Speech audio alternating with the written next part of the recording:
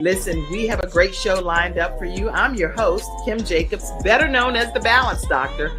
And all of our guests that come on, they're either people that have overcome some tremendous odds in their own lives as they balance this thing called life, or they're experts and they're here to share tips and strategies that will help you better balance and manage your life. Grab your virtual seats and let's get ready for some real, relevant, and relatable content on today's episode of The Kim Jacobs Show.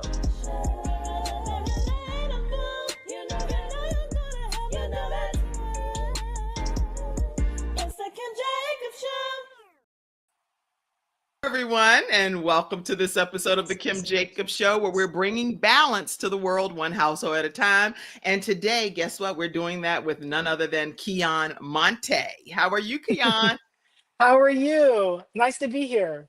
Oh, I'm so glad you're here. And I can tell we're going to have a great time already, right? Yes. I have thoroughly enjoyed just getting to know you and the backdrop, and getting a chance to just hear some of your story. I had the opportunity to meet your mom and her husband at an event that was about Black women, business entrepreneurs, not just women, but men entrepreneurs, masterminds is what they really are. And so I had the pleasure of meeting them. And that's where I think I had the opportunity to meet you too, correct? Yes, absolutely. So that was in Kansas City. I was in, where was I? Tell me where I was, because I travel so much. Where was I? I don't know if it might have been Kansas City, Kansas. I'm not Kansas quite City, sure. Kansas. That's where I was. Yeah. I was like, okay, you know what? You know, you travel too much when you're like, where was I? I was in Kansas City, Kansas, and had the opportunity with Dr. Danetta Watson, who I came in to speak about how important it was for us to be able to be everything that God created us to be as entrepreneurs. So anyway, I'm really glad that you're here today. Now, do you live in Kansas City, Kansas? Yeah, I'm in Kansas City, Missouri. There's this thing about Kansas City, Kansas versus Kansas City, Missouri. Right. They're sister cities, but people from Missouri always say that we're the better side. And and I can't disagree. You know what I mean? I can't disagree with that. You can't disagree, okay? So clearly he's biased to Kansas City, Missouri versus Kansas City, Kansas.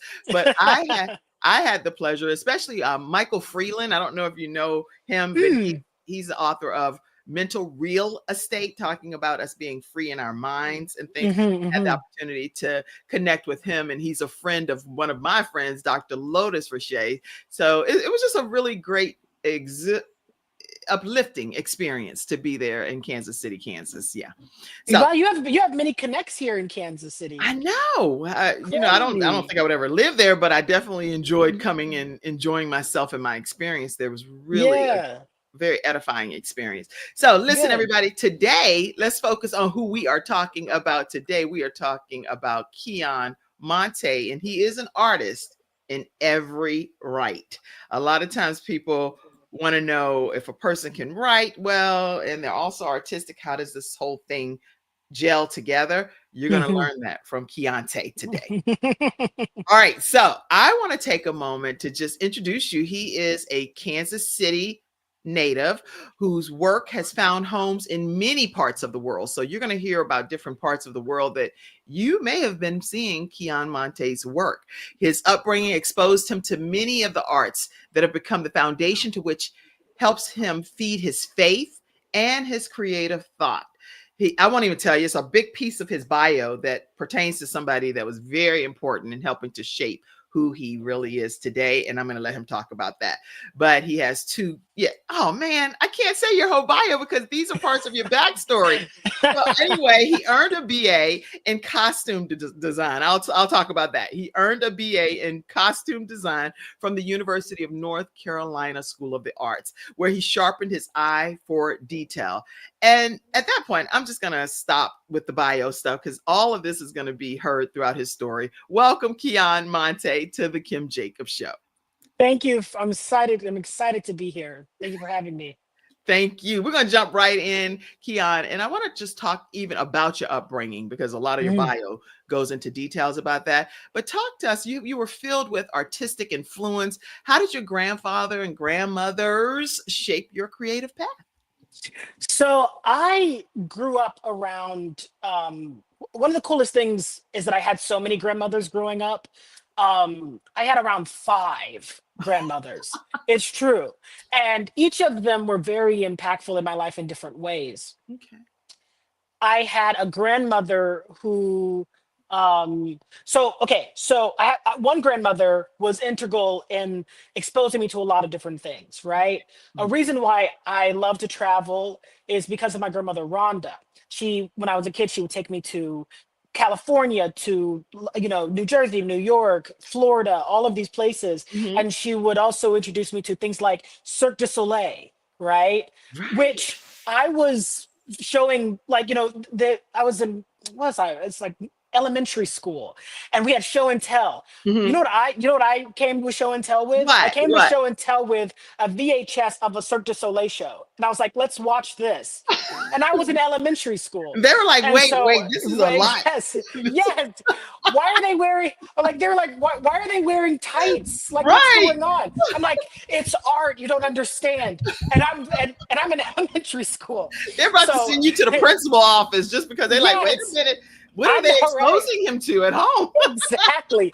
Oh yeah, because it was provocative, and it was, so she introduced me to those things in Disney and things like that. And Right. my other grandmother on my mother's side, she's a poet, and she's an actress, and so she introduced me to a lot of those things, and old black Hollywood. So she had lots of things in Mm. her home, like Cabin in the Sky, and Mm. Green Pastures. And so those are the things that I kind of grew up around. My Right. grandfather, who was in the center of both of these experiences, he was what I like to call a jack of all trades. Okay. And he was also a master of many too, because he was not only the president of the Black Economic Union here in Kansas City, he also helped get 18th and Vine, the historic Black neighborhood, up and running again. Yeah. It was a huge thing in the 1920s, and then got dilapidated over time. He Mhm. helped bring it back, him and his team. He was an art teacher, an artist. He was a cartoonist. He was a writer as well. And so there were so many things, and a business owner, entrepreneur. So there were so many things that he did that I could look up to. I went into a house, I kind of grew up in his house where there was Black art, there was huge posters of Alvin Ailey, there were, things that I could always like delve into, get into, and Yes. it was always encouraged. So That's that good. is kind of how my grandparents instilled in me these things. And my mother and my father and my stepfather, they were not necessarily artistic in all of the ways that I'm talking about now, Right. but they were incredibly supportive. I mean, more than I could have ever even asked for throughout the time of me growing up. I mean, yeah, very, very supportive. That's good. So growing up with you having all of these people pouring into you, and it Mhm. sounds like no one really tried to stifle, because it's sometimes Mm-mm. when you're younger, it's easy for family members to be like, oh, you know what, we're not going to explore this side of you, if that makes sense. Mhm. But for Right. them to encourage it and actually allow you to take it to school and let that Yes. be a part of your show and tell. What grade did you get? Do you remember? Did you get a good grade? Oh, I don't even remember. I was I wondering, were people happy about it? Because if it was damaging, you probably would be sharing that now. So whoever the teachers were clearly supportive in that regard. I think so. I think the only thing I can really remember about that moment was just being so invested in trying to share it with them, and they were kind of like, "What's going on here?" But all through my life, and I'm not very good at school. I've never been really good. I've never been very studious Hmm. in the ways that you would think, Right. would be great at school. And so the greatest grades that I've ever gotten were art grades. Those are the things I've always gotten A's in. But there we I'm go. glad you said that, because I have 5 children and they're all so diverse and Yeah. very different with their interests. Like one likes fishing, another one likes Oh, animation and drawing on her YouTube channel. And now she's doing these projects where people get to apply for different roles to put one piece of art into the piece of the interesting. 13 part series.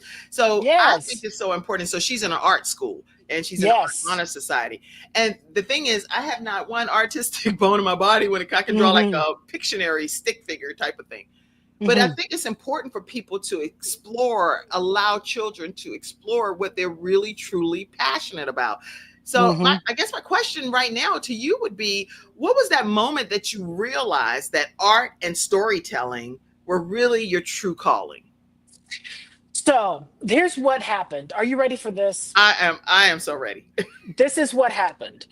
My grandfather was living with us at the time, and the house he was cooking something, and the house kind of caught on fire, right? We were in an apartment. Okay. And we were it's a very dramatic story, but here's the thing. I wasn't actually in Kansas City at the time. Me and Rhonda, the other grandmother, we were, I think, taking a vacation. So when we came back, right, I came back to a hotel. So the whole family, me, my mother, my grandfather, we were all living in a hotel. And so it was a Holiday Inn, I think. And so that's how she kind of dropped me off at this hotel.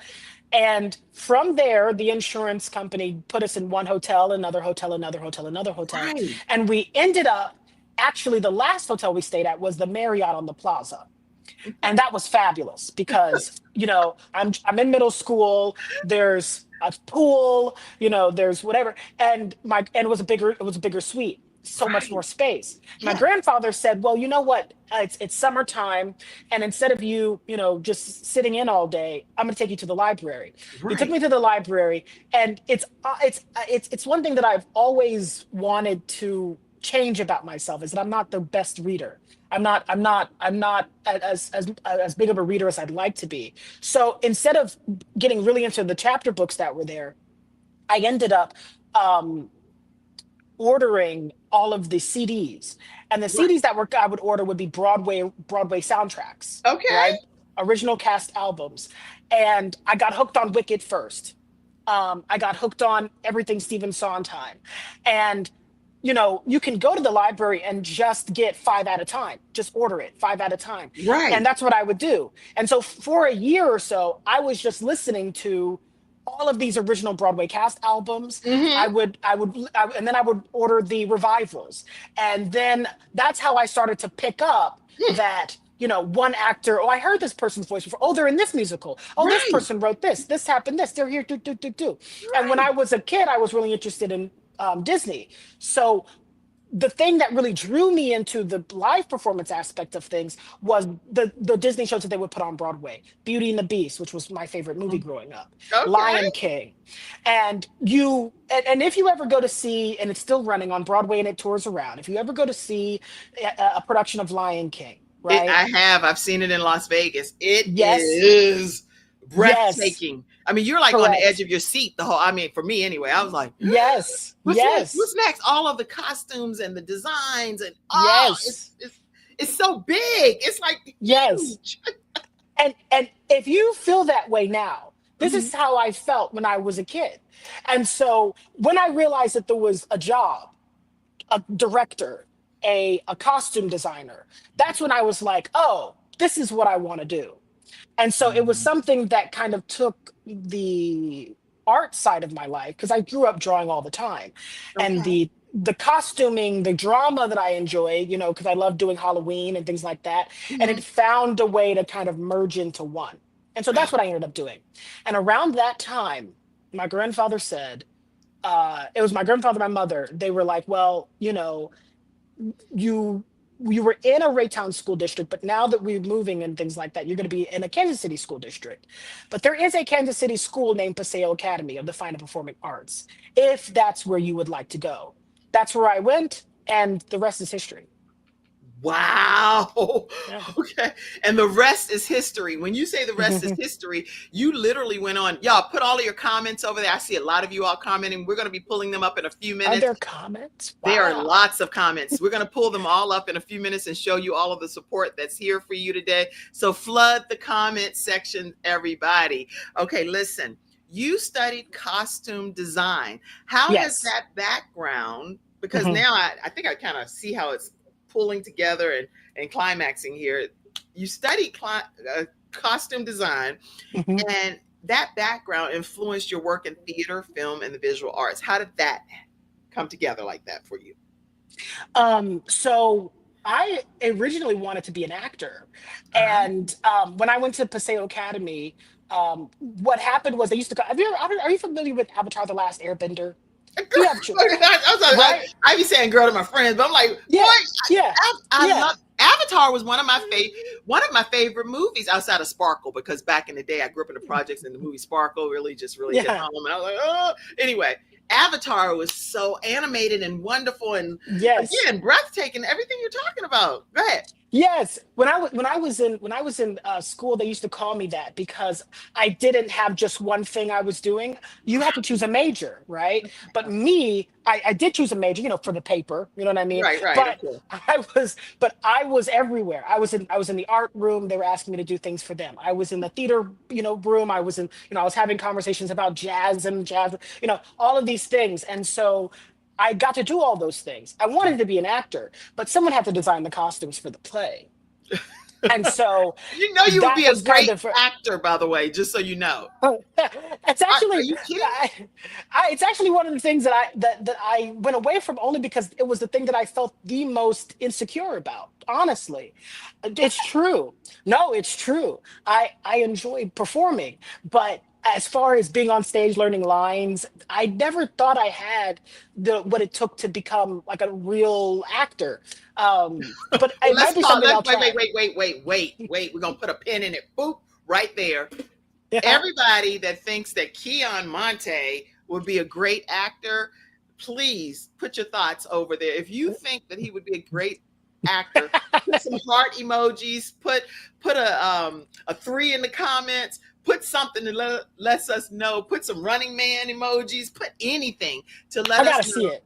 I that gotta see it. we're gonna flood it. Keyon, No, you are born to be in Hollywood. Just so you well, know, thank you. you are born to be in Hollywood. Thank you. Thank So, you. so Thank you. that to me, One Tyler of my Perry, they're missing out if they don't have Keyon Monté in their dramatic performances. Can you imagine you being in the Oval or whatever these things are that's out here? All of these different movies. Come on. Come on. well, This is the most drama that the Kim Jacobs show has had in a long time, y'all. Y'all, we dramatic today. Go. we are. Well, and then I'll share this with you. One of my biggest sort of like behind the scenes dreams, that one of those dreams that could never happen in a million years type dreams, Mhm. is to win an Academy Award for Best Supporting Actor. That was like when I was growing up. It wasn't to win for Best Actor. I didn't care about that. I wanted to like win for the side character. You know what I mean? That would like come in and shake things up, or the one that's in like two scenes that you remember throughout the film, not the lead actor. Anyway, so someone had to design the costumes for the play, and so that's what I did in school. I designed the costumes, I acted in them, and when it came time to go to college, I I I I thought that I couldn't do acting again. So I was like, well, let me try and do costumes instead. And so I got in, I was accepted right on the spot, and that's kind of what I did in school. And unfortunately, even though it's given me like the foundations that I needed in order to grow, the school that I ended up going to was a lot stricter on the major. So, Mm. and it was a lot more work, obviously. So I really couldn't find myself in different places like I did in high school. So that was one of the things that kind of stifled um, my artistic growth in other ways. Mm. But yeah, yeah. Did that answer your Wow. question? You know what? You are the answer to a lot of questions. That's what I'll say. You are the answer to a lot of things that's missing in Hollywood, in my opinion, or not just Well, you're Hollywood, so because encouraging. Where Tyler Perry stuff is, Yeah. around the world, where millennials are able to shine at this level that you're shining. I'm so inspired. And I can tell that so is everyone else. I did want to find, let me see if I could find this. I hope I found one. Let's see. I wanted to pull something up of, you know what we're going to do? We are going to, oh yeah, I found this. Yay. See if I can pull this in, because I'm forever trying to be a sleuth. When I hear somebody talk about something, I'm like, we have to find this, and make it happen. But I am impressed with all of the family support that you have. So when we come back Yeah. after this commercial break, we're going to start pulling in some of the photos of Keyon's family members, and then we're also going to get to the art. So you definitely do not want to get up out of your seat. If you do, go to the bathroom real quick, come right back because you don't want to miss a beat. We'll be right back after this commercial break. Keyon, wow, Keyon. Hi, I'm Kim Jacobs, the Managing Director of the Charlotte, North Carolina chapter of eWomen Network. I am so excited that you stopped to watch this video. I've got good news for you. You've just discovered an international network of women entrepreneurs who are committed to helping you achieve, succeed, and prosper. We're on a mission here to help 1 million women entrepreneurs each achieve $1 million in annual revenue. Here at eWomen Network, we have a complete success system that supports you every step of the way in building and growing your business. You being here right now is no accident. We're supposed to know about you. We want to meet you to find out how we can help you as well as learn about what you have to offer. With over 500,000 women connected through 118 chapters across the United States, Canada, Australia, and the United Kingdom, you are never alone. If this is resonating with you, please go to ewomennetwork.com/Charlotte. Notice too my contact information. I invite you to reach out to me and to check out our upcoming in-person and online events. I'm really looking forward to introducing you to our special community.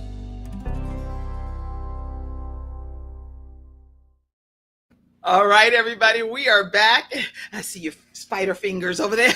We are back here with Keyon Monté, and I was during the commercial break just pulling up some of the photos that I want to make sure that you all also have. ewomennetwork.com.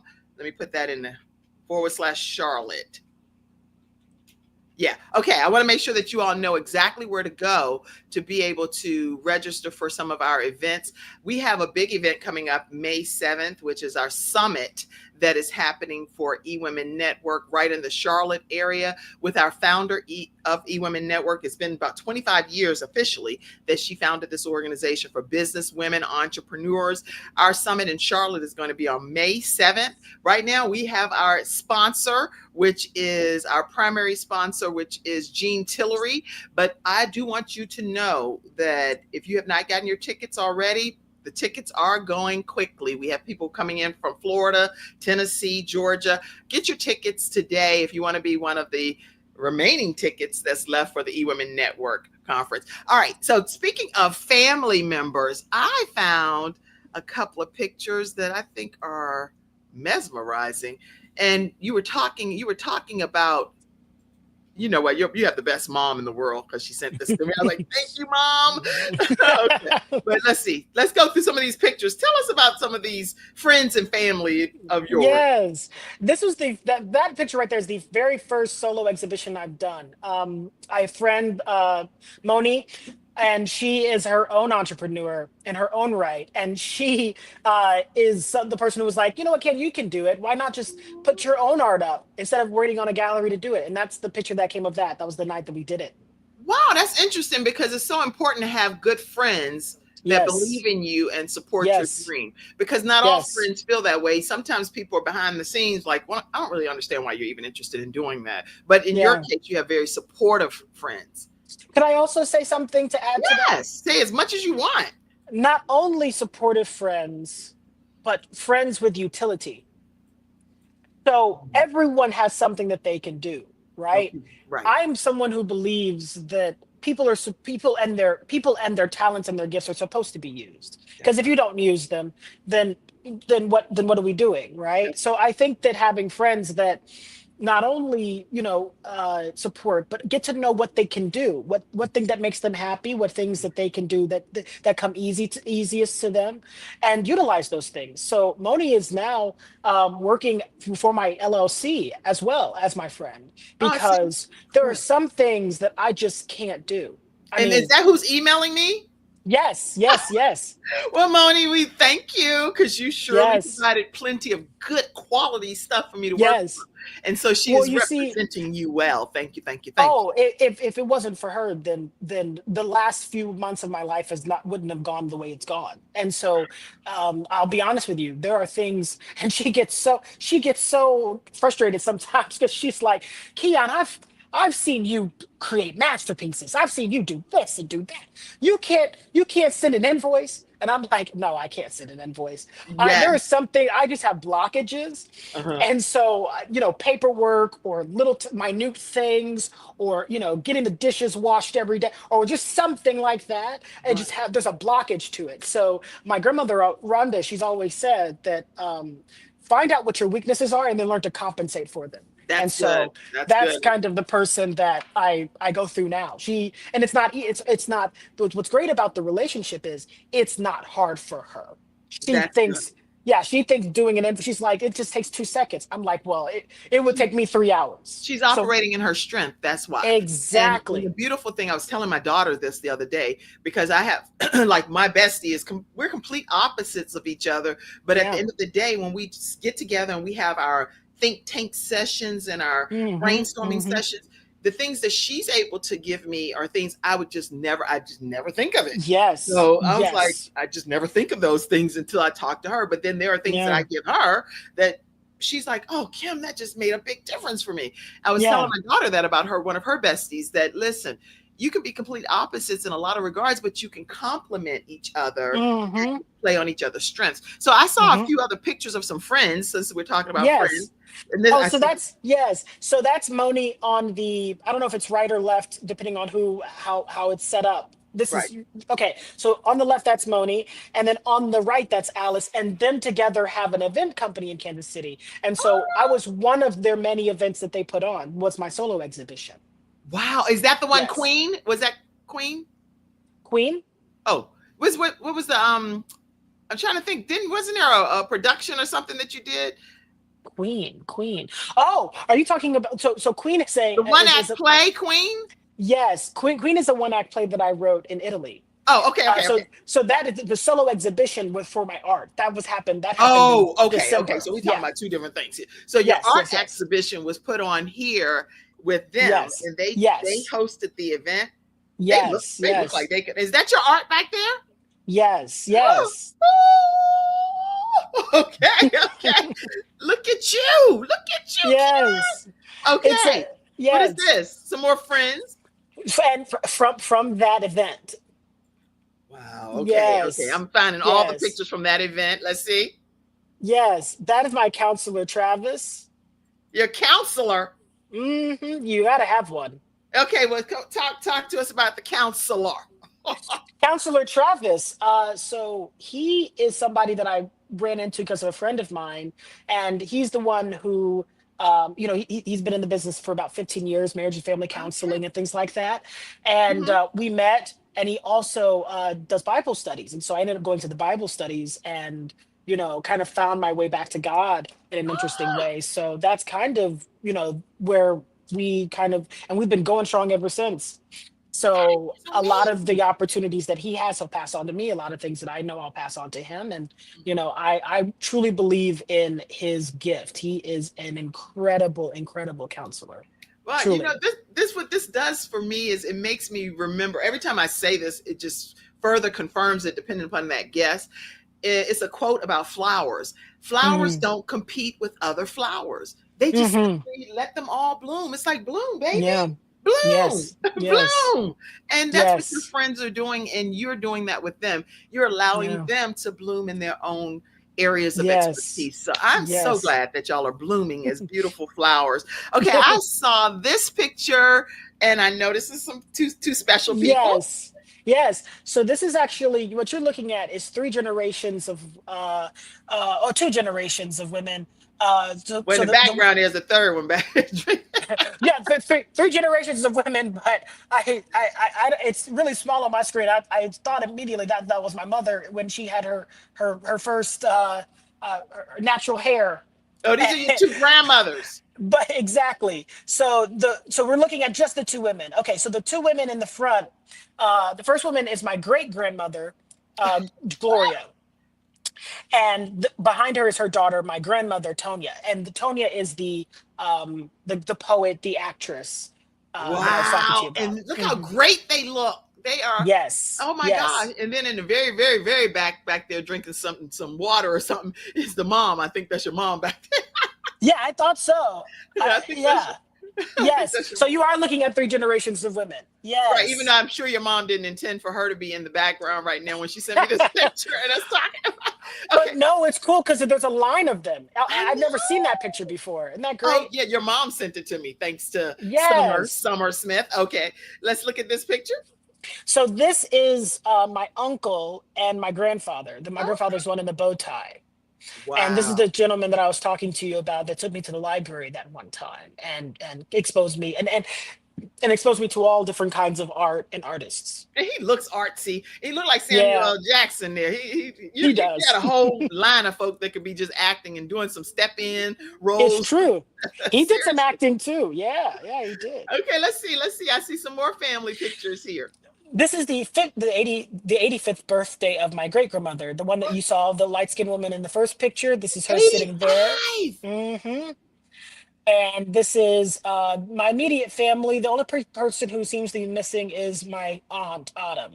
But you see my mother Summer, my stepfather Brian, my uncle Sylvester, who is named Sylvester, Grandma Gloria in the chair, and then Tonya, and then me. Wow. Mm-hmm. Okay. Oh, that's a picture of me when I was speaking there, and we were praying for some of the graduates. Your mom and your stepdad were graduating from, and that's you right there too. They were graduating from the Black Mastermind group in Kansas City, Kansas. That's where I was the keynote speaker for that event, and they did a phenomenal job in their graduation. Yeah, they did. Yeah. And Dr. Danetta Watson is incredible leader that spearheaded this initiative of the Black Mastermind Group. So if you're not familiar with the Black Mastermind Group, make sure you join it no matter where you are, okay? Let's see, I saw a picture of your mom and your dad. Yes. This is back when I got to tell you about my New York time, but this is back when I was in New York and I had rougher hair then, and I was wearing all black because I thought of myself as something, and this is I got it. It's a story that I just have to tell. Go. We have a whole hour here. Tell the story, and we're coming to the comments next. After we finish these pictures, all of the comments will be addressed. So keep them coming. Go. So I went to New York after I came back from college. I toured around a little bit of the world, and then I came back. And I moved to New York on a whim because I had a mentor that was like, hey, I have a project, and it's a small project, but maybe you can move up, that sort of thing. So I moved up, no money, and I ended up couch hopping for about 8 months. Okay. And I do mean one day here in Inwood, 3 nights there in Brooklyn, 4 nights in Crown Heights, 1 night down in the Village. And that's kind of how the life I lived. And what I did also was I took the clothes that I had, and after meeting someone like Moses Sumney and things like that, and he wore all black, and I thought, oh, how chic. So what I did was I went to the store, traded all my clothes that I had in my mother's suitcase, and I bought all black clothes. And the great thing about wearing all black clothes when you don't have a home is that no one can tell how many times you've worn it. Right. You always look chic and always look put together. When you're sitting on the train at 3 o'clock in the morning, headed to someone else's house, someone might, especially if you wear sunglasses, someone might think that you're headed to the airport. You know what I mean? You know what I'm saying? Or to and from. I never thought of any of that. No. Well, these are things you got to think about whenever you're couch hopping in New York. And so that's kind of the life that I lived. And I got this opportunity to do costumes for an immersive production. It's a musical that took place at an actual dive bar. And so I did the costumes for it. And I told my dad and my mom that I'm doing the costumes for this play in New York. Now, is this Broadway? No. Is this off Broadway? No. Is this off Broadway or off Broadway? No. This is a play that took place in a dive bar in Brooklyn. Okay. They said, we're coming to New York. You're doing something in New York. We're coming to New York. And I just was like, there's no reason to come. There's just no reason to come. But they came, they had the dinner theater, they had the dinner, and we took a picture, and they loved it, and it was a great show. And this And is the yeah, picture. and that's the picture. And your mom and dad came and supported you. Yes. And you're like, there's no reason to come. They're like, there's plenty of reason to come. Yes. Keyon Monté is there. Yes, So if absolutely. nobody else is there, our baby's there. And we're correct. coming. I'm so happy about that. Yeah. And they look like proud parents. Oh, yeah. They've always been that way. Yeah. And then I saw this picture too. This was at their graduation, your mom and stepdad's graduation. And who are these other two individuals standing beside you with you? Those are the niece and nephew of my stepdad. Okay. Yes. Well, wonderful. So those were some of the family pictures that I had. I just want to take a moment to start flooding the comments. Yeah. Can I say, you'll have to tell me what they're saying because I can't see. So we're going to pop them on. You're going to see them. We're going to pop them on the screen. Cool. Okay, so come on, pop them up. Let's see. Finally, a guy guest. We never have guy guests. That's what somebody said. Good morning, guys. Good morning. Feel free, any males. We would love to welcome you to the Kim Jacobs Show. Let's see. He seems like a lovely guest, Kim. Good job. Thank you, Mackenzie. She works backstage. Kim, you look lovely this morning. Do I, girl? You do. You do. And I like how the glasses match the red chair. Oh my gosh. Well, I do need to stand up for 1 second because these pants, my bestie gave them to me. And I was going to put a post up later. I'm going to put a post up later. But look, these pants right here. Can you see them? Oh, yes, with the thing down the yes, you can't tell me. You can't tell me nothing, y'all. I mean, the pants are cute. And then they got like a little split, like a little yes. I feel like I'm in Hollywood messing with these That's pants. extra movement. I love extra movement, you know? Okay, Kim, you look lovely. Thank you. Summer is your mommy. She said, hey, yes. Kim and Keyon. Hello. Hey, Kim and little cousin Keyon, Mia said. Yes. Let's see. Hi. Shireen says, Keyon thinks knew the entire life. It's true. Keyon thinks that when it started for him, but he really... No. She's saying Keyon thinks that's when it started for him. But we as a family, so you got to read it in her voice, yes. But we as a family knew his entire life. He thinks that's when it started. But you're so no. Gosh, I cannot imagine you being in my family right now. You're in my family technically. So in the family, what your person is saying, what Cherie is saying, it didn't start when he thinks it started. It been started. We as a whole family been watching him be dramatic and acting his whole life. That's what she's saying. Woo! Yes. Brian, your stepdad said, great interview, Key. Thank you. Mackenzie said, Keyon, you got a special lady in your life. They want to know. No, I do not have a special lady in my life. My mother, Moni, my grandmothers, people in my community. Lots of special people in his life. Lots of special and ladies. Females that love Keyon. I can tell you that for sure. All right, Dame Shirley Bassey, Eartha Kitt. She's a special lady in my life. I love you. You'd be a great actor. Everybody feels that way. Thank you. Keyon has been acting since he was 2. Mia said. It's true. I love your family. Summer said lots of hearts because we asked if you would be a great actor. And people said yes. Lots of hearts came in. 3 Hollywood for sure. Hollywood for sure. Bobby, he's been acting his baby. Mm-hmm. He's been acting his whole life. That's what Shiree said. That's how Shiree said. Mm-hmm. Is that how she said? She said, baby. Yes. Baby. Shiree. Yes. Great following you. Great following you live all the way from Kibera, Nairobi, Kenya. Samuel, thank you for being here. Speaking of which, the Kim Jacobs Show streams in 100 countries. So we're not just saying that. We literally stream in 100 countries, 350 million households. And we are now on Roku. Just for everybody that would like to know that, all you have to do is download the CTR Media app on your Roku, and you'll see the interviews that are happening right here on the Kim Jacobs Show. We were just ranked #1 this past month as in the self-improvement channel. So make sure you subscribe to CTR Media Network. Select the Kim Jacobs Show on Roku, Apple TV, Fire TV, Android, all of that, and you're going to be able to see the Kim Jacobs Show. Thank you so much, Samuel.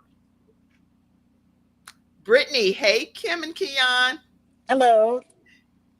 Somebody said, Lady Justine said he is amazing. Thank you. Thank you.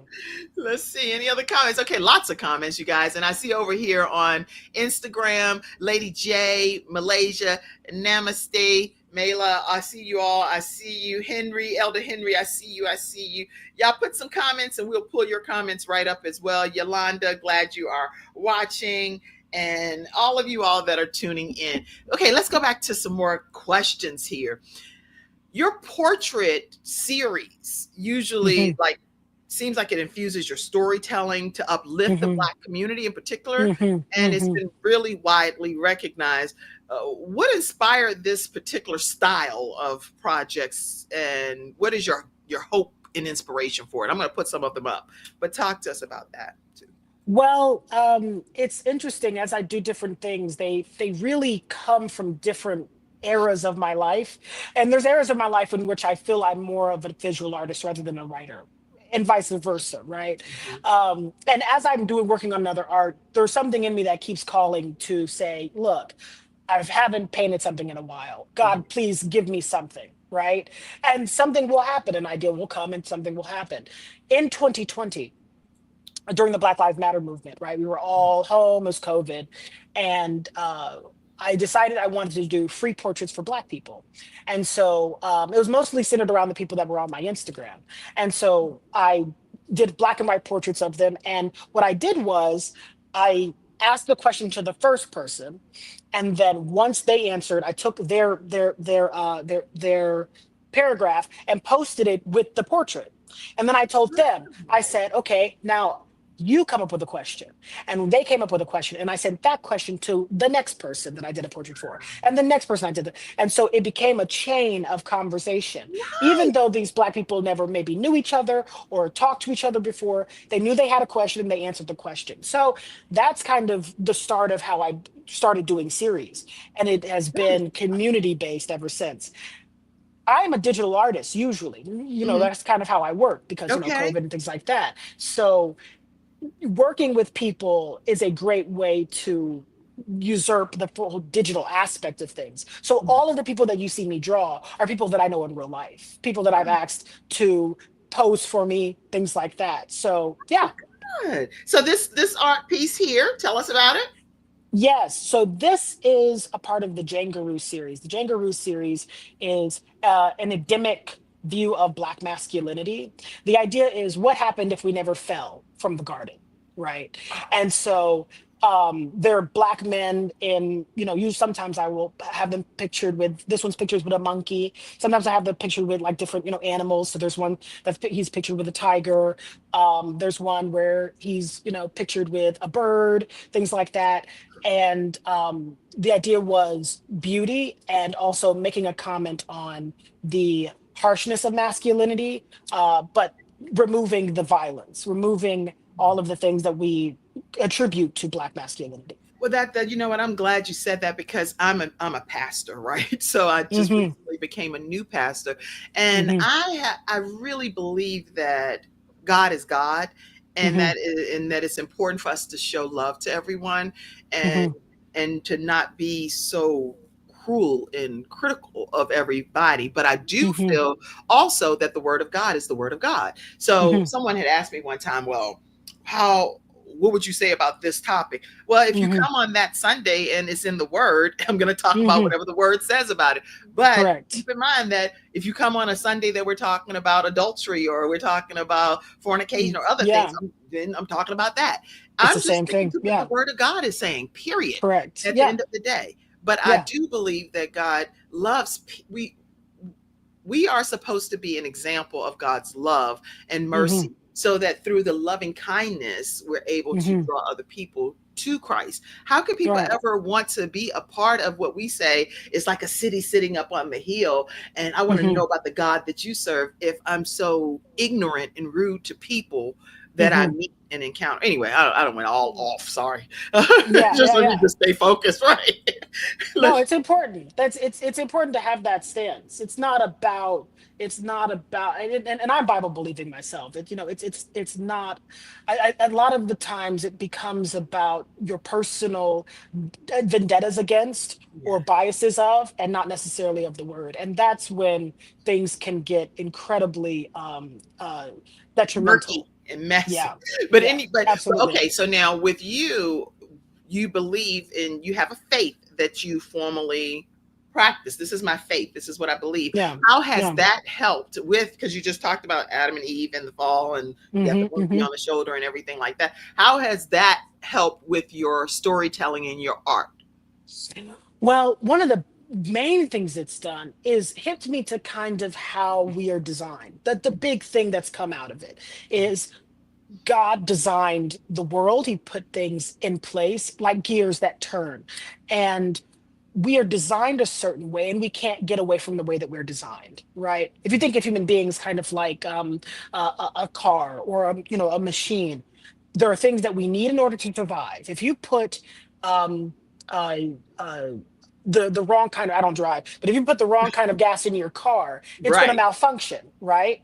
Absolutely. That is how we are designed. We are designed to receive love. We are designed to give love. We're designed to worship something greater than ourselves. Absolutely. These are things that God has instilled in our very being. And you can't get away from it, no matter who you are, what you believe. They're just things that you can't get away from.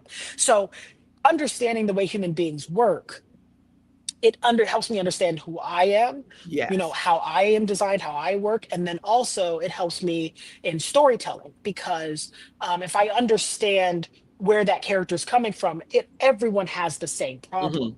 Right. It all comes down to a deficit of love.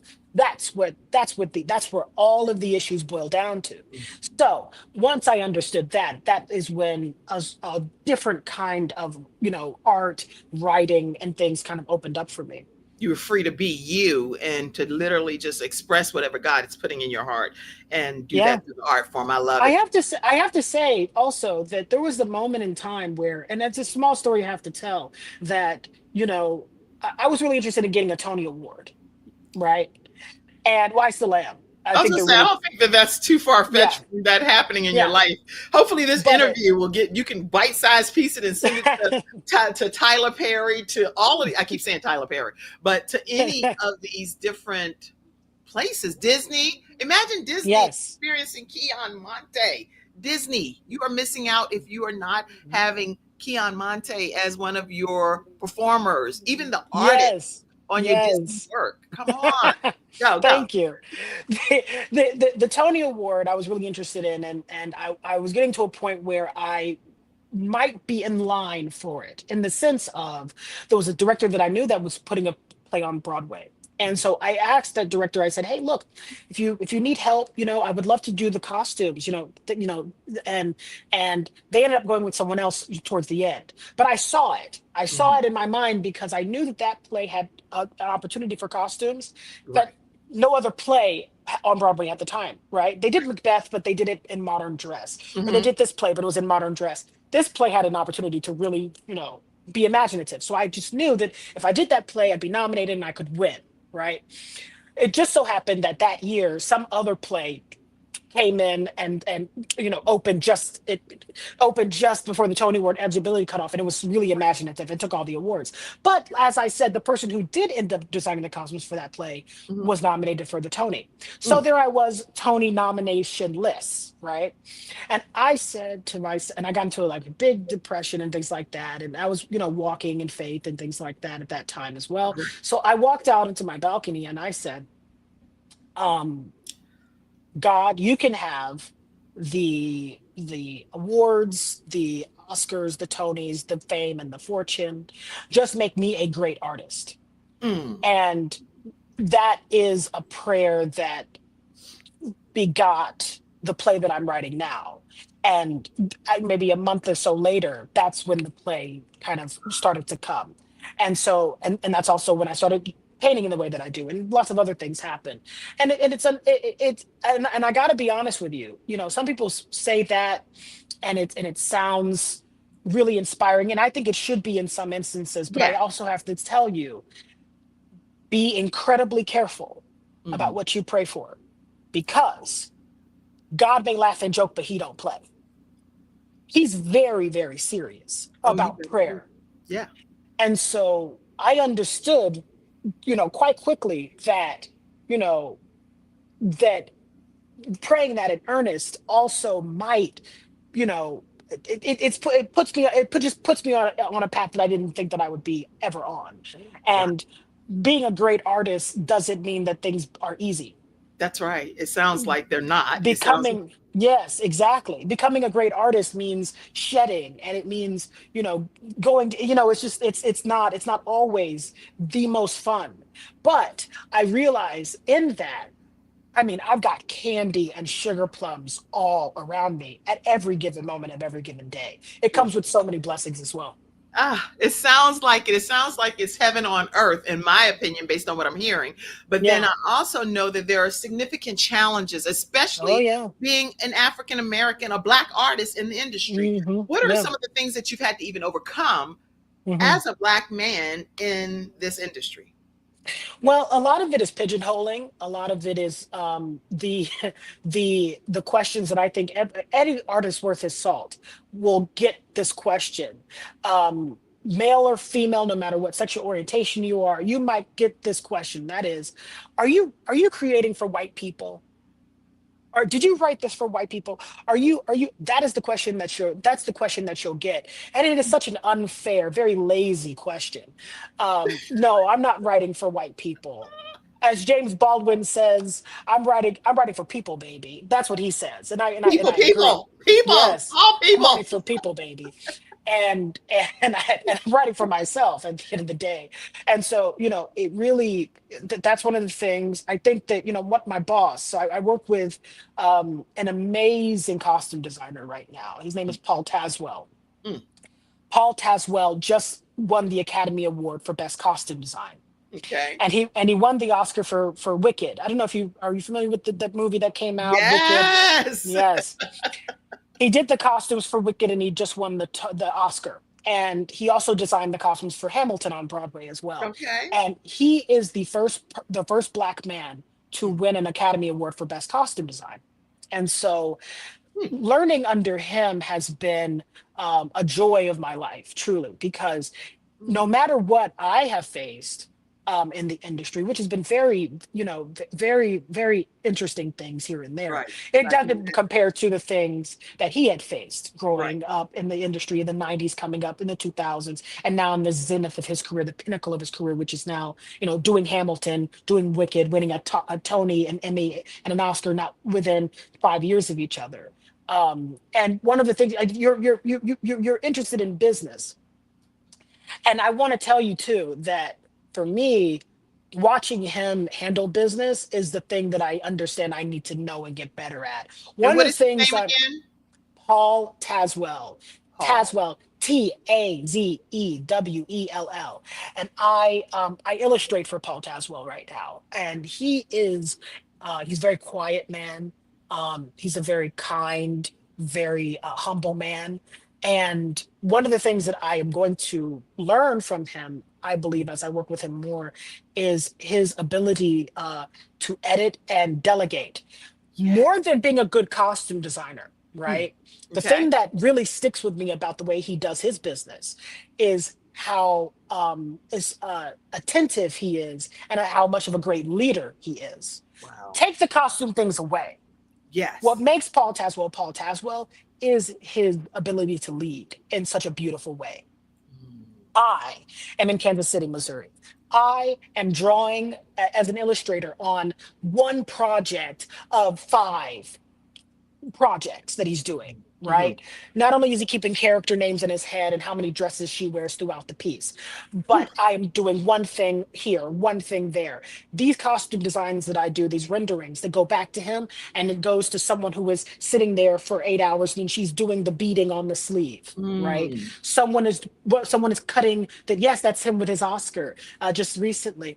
And someone is cutting the fabric, someone is pleating the fabric, someone else is going over here and doing the shoes, and someone's doing fittings. There's actors, there's directors, there's producers on every single one of these projects. Every time he comes into my phone and asks me for anything, it's always, "Hey, Keyon, how are you doing? I hope you're well. I have a project for you." Every time I give him something, he says, even if he has critiques, he always starts with, "Keyon, this is looking great. I love this. I love this. I love this. I wonder if." Now, if I'm someone who's in Kansas City doing one project for him, I can't, when he, I'll give you one more thing. When he won his Oscar, I was very nervous because I understood that if he's the first Black man to win the Oscar for this, Oprah Winfrey would be, messaging him. You know what I mean? He'd be getting flowers from Beyonce. He got Good Morning America. He's speaking on Good Morning America the next day. Everyone and his mothers are talking to him. All right. I was like, oh, I shouldn't say anything. I finally did text him, and I just told him, how much I appreciated this win and how much I understood it. He's endured and things like that. And he sent me the most wonderful thing back. So what I'm trying to learn is how to, at this level, make sure that my hands are touching everyone and diligent with my responses, diligent and quick with my response. You know what I mean? Those things I have to learn. It's not something that you are. Something you have to pick up, and the skill you have to pick up, and I have to pick it up. Well, you are picking it up well, and I see some more of your art pieces here. Do you want to tell us about this one?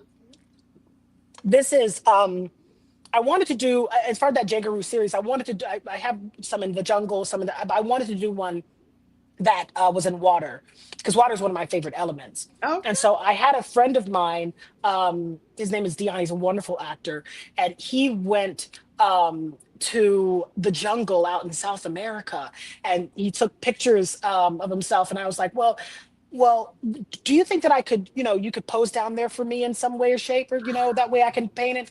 And he was like, absolutely. And he had like a camera that could go underwater, and he took this picture of himself, and I painted from the pictures that he took. He took a video of himself, swimming in the water. And so this is the painting that I did of him swimming in the water with the fish. Okay, so I'm about to send you a photo of something. I'm like, I don't know what to say. This is awesome.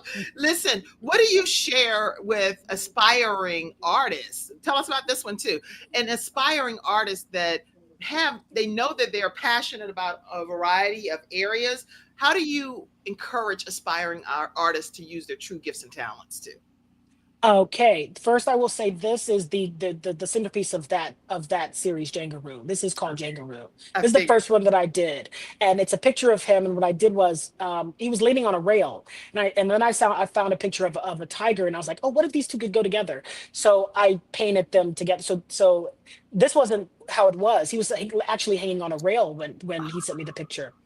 This is a guy by the name of Smooth. He goes by Smooth.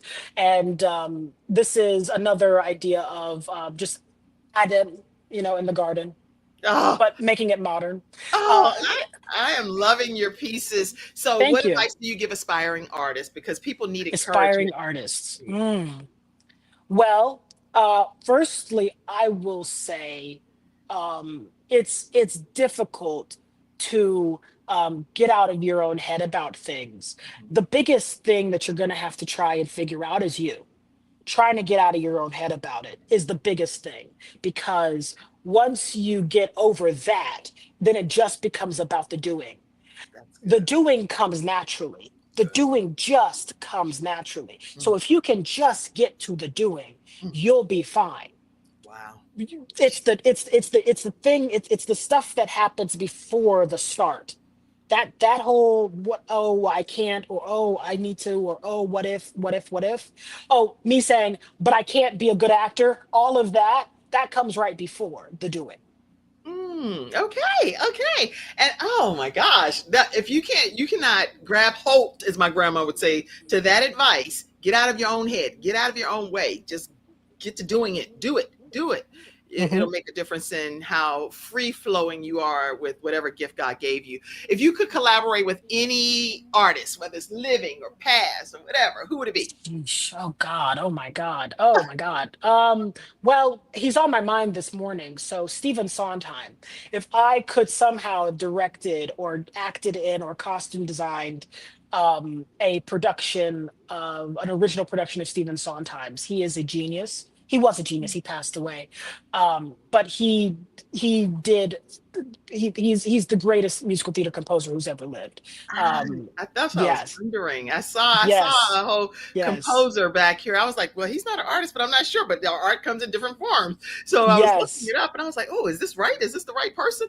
I'm forever. yes. Time you say something, I'm forever over here like, Oh, oh yeah, he's great. If I could choose someone that's alive, it would probably be oh geez. Wow, who would I want to collaborate with that's alive? I don't know. I really don't know. I don't know. Oh, don't worry about it. You know what? You've said so much on this show that for people to think about. And I know I mentioned Queen, your one act play. Hmm. Is there anything you want Hmm. to say about that before we get ready to go to? I want to make sure I give you a chance. And let me pull this up. Is this the gentleman? Yes, Okay. that is the great Stephen Sondheim. If you don't know who he is, he's an amazing wordplay artist. He's just fantastic. Oh, So yes, the one act play Queen is actually not the play that I'd like to talk about, oh, if you will. The girl, play you that can I'd talk like to about both. Talk about the whatever you want to talk the about. yes, the play that I'd like to talk about. So that was that play I wrote like maybe 6, 7 years ago in Oh, Italy. well, like, yeah, Um, it's just a play in Italy, just like blah, yeah, right? It's like, what? That was epic. Go ahead. the play that I'm writing now is called In Heaven, In and the in actually stands for the in word. And so it is based on a photograph that I found that was taken in 1943 of a gentleman named Edward Atkinson by Carl Van Vechten, and that photograph is the photograph that I decided I wanted to turn into a play, the story of how that photograph came to be. So it's really a play about three gentlemen who were in 1943 Harlem. So think Harlem Renaissance just after it, and it's a play that I've been writing for the past 3 years, and it's a play that we've been workshopping in New York what for is the it called past again? two. What is the picture based on? It's based on a picture. If you go to my if you go to my how do I find it? If you go to my profile and you go down, On you'll find Instagram?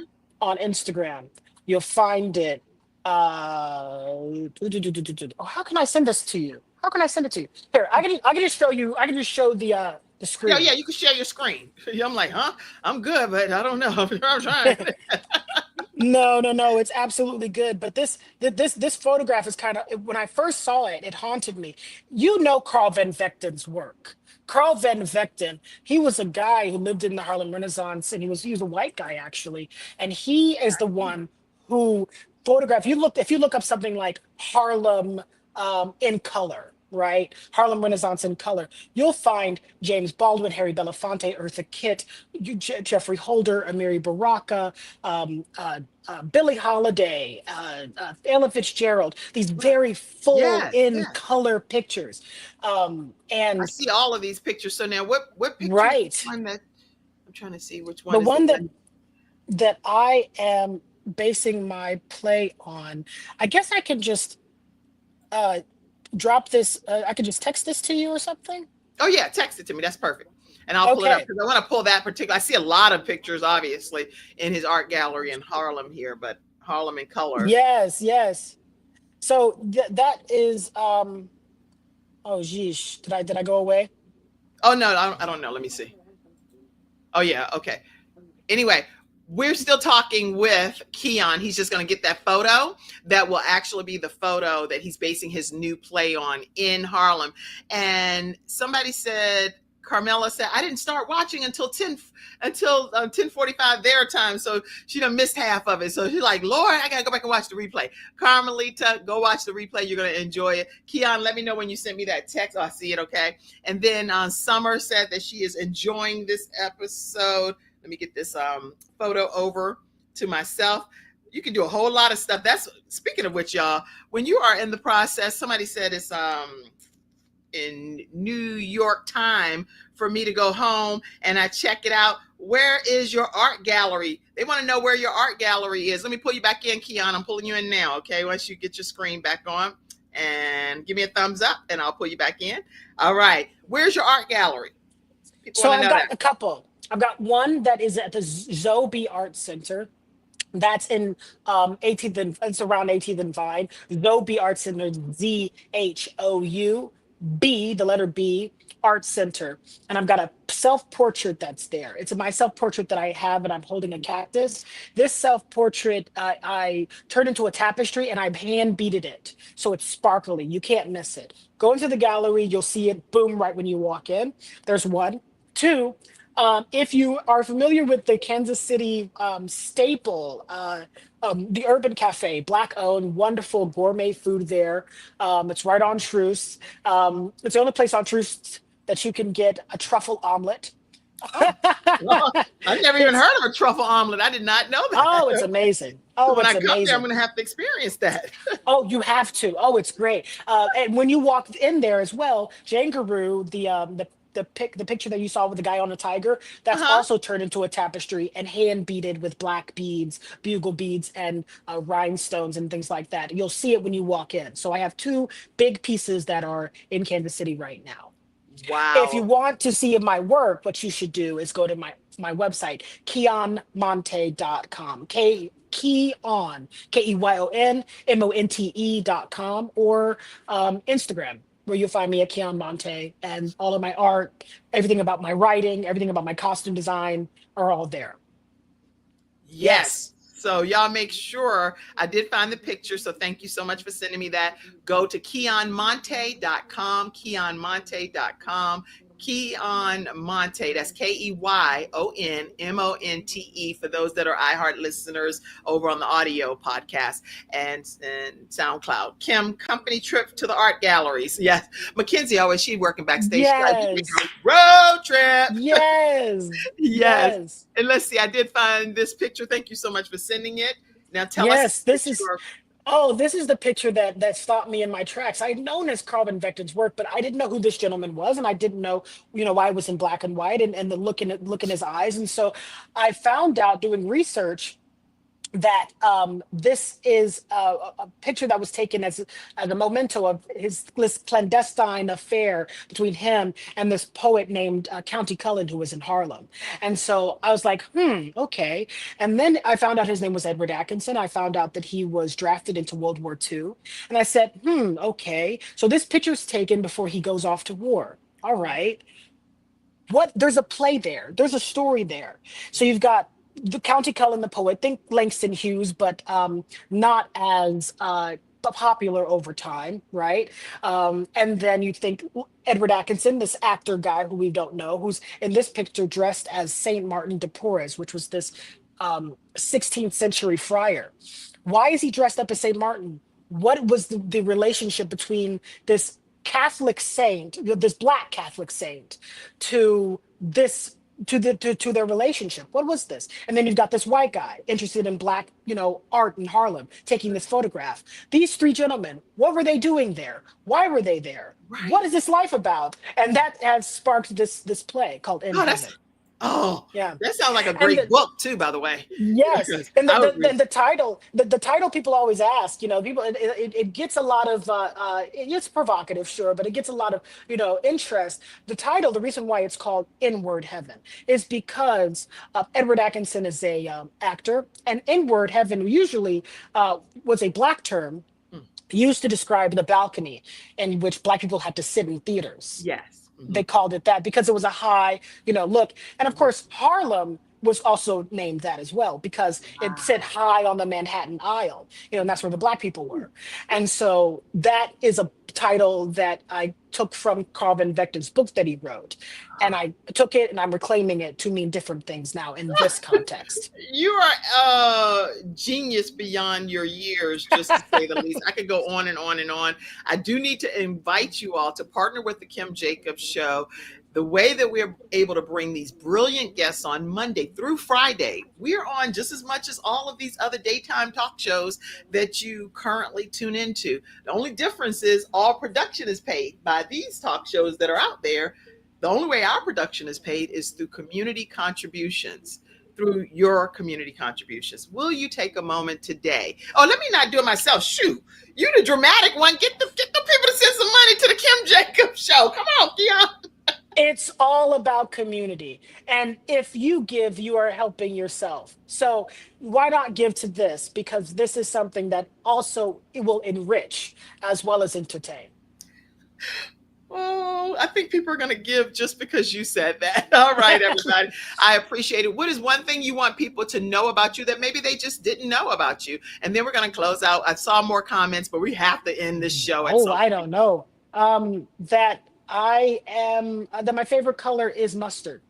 Oh, your favorite color is mustard. Okay. Yeah. Lady Justine Hillier said, great show, Kim Jacobs. Thanks, Keyon.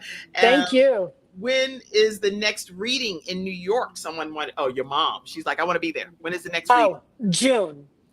June. Okay. So if people visit KeyonMonté.com, will they learn where they can connect and come see it? Yes. All right, good. Hey, Jenny Dewberry. Speaking of branding, if you ever need a branding expert, Keyon, somebody that knows exactly what she's doing. Her name is Jenny Dewberry. I'm going to connect. I'm going to need that. I'm going to connect via text when we get off. I'll just connect the two of you, say you two are connected. Jenny knows her stuff about some branding and knows how to take it to a whole different level. So I'll connect the two of you. Okay, gorgeous pictures. Your mom said pictures don't do them justice. You have to see them. And so anybody that want to take a road trip or at least meet me in Kansas City, Missouri to see all of these pieces somewhere, put it in the comments section. Kim, let us know when you're going. Let's make a road trip of it. Let's make a community event. Jenny says she's excited about connecting with you. Guys, okay. I hope I didn't leave the Instagram. Joy, Mon, Wangam, Namaste, Malaysia, Lady J, all of you guys, even on Instagram over there. Thank you so much for tuning in. Thank you, Keyon, for being my phenomenal guest today. Thank you for having me. This was a wonderful way to start my morning. I'm so glad. And thank you over there, Mom, Dad, and Stepdad, for producing such a beautiful soul, Keyon Monté. Thank you all so much for tuning in. Remember, support the Kim Jacobs Show, please. And we'll see you again Monday through Friday at 11 o'clock a.m. Eastern Standard Time, right here on the Kim Jacobs Show. Love you, Keyon. I enjoyed this. I'll see you backstage. Everybody have a great day. Thank you, Mackenzie, for working backstage. Love you all. Have a great one. Bye-bye. Thank you. Thank you for tuning in to today's episode of The Kim Jacobs Show and for being in the virtual studio audience. Your presence truly does make a difference, and I look forward to you bringing your friends and family to join you in the virtual studio audience Monday through Friday at 11 o'clock a.m. Eastern Standard Time. I look forward to seeing you and make it a great day.